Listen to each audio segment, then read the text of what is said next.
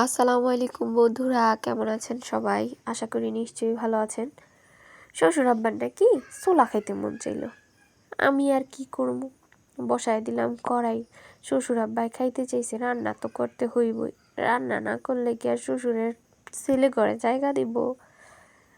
বসায় দিছি কড়াই, কড়াইতে দিলাম তেল, শুরু করলাম রান্না।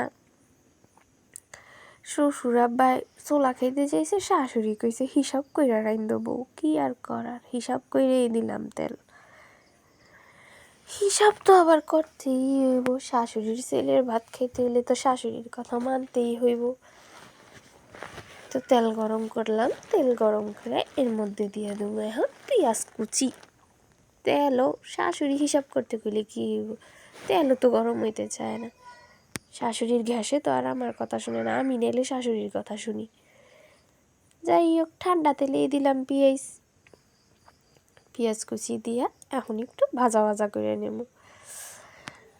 এই তেল তাড়াতাড়ি গরম হ, শ্বশুর আব্বাই খাইতে চাইছে, শাশুড়ি আম্মাই হিসাব করে আনতে গইছে। হিসাব কিতাব করতে করতে আমার পেঁয়াজ একটু নরম হয়ে গেছে, দিলাম কাঁচামরিচ। আমি আবার কাঁচামরিচটা পেঁয়াজের সাথেই একটু ভাজি, তাইলে কাঁচামরিচের সুন্দর একটা ফ্লেভার আসে। এই তো কাঁচামরিচ পেঁয়াজ একটু ভাজা ভাজা হয়ে গেছে, এখন আমি মশলা কষাইতে নেব। মশলা যেহেতু কষাইতেই হইব, তাইলে তো কড়াইতে একটু পানি দিতেই হইব। দিলাম পানি, তাও হিসাব করেই দিলাম পানি। এই তো এখন দিয়ে দেব মশলা।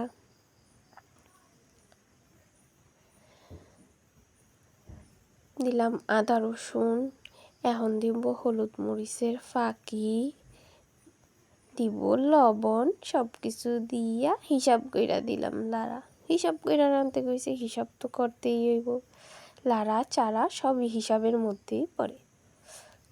এই তো মশলাটা হয়ে গেছে কষানো, মশলা কষাইতেছি আর হিসাব করতেছি। আরে হিসাব কইরা রানতেছি, যদি শ্বশুরে কয় এতটুক রাঁধছসকে, তখন কই যাবো।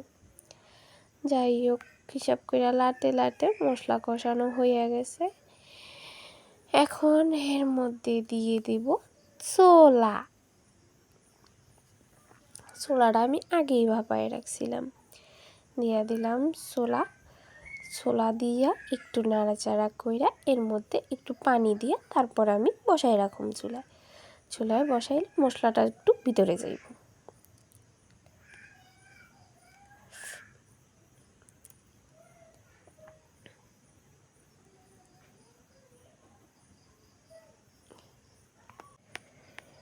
আমার শাশুড়ির মতন কার কার শাশুড়ি তো একটু বেশি হিসাব করে, তোমরা একটু কমেন্ট বক্সে জানাইও বন্ধুরা।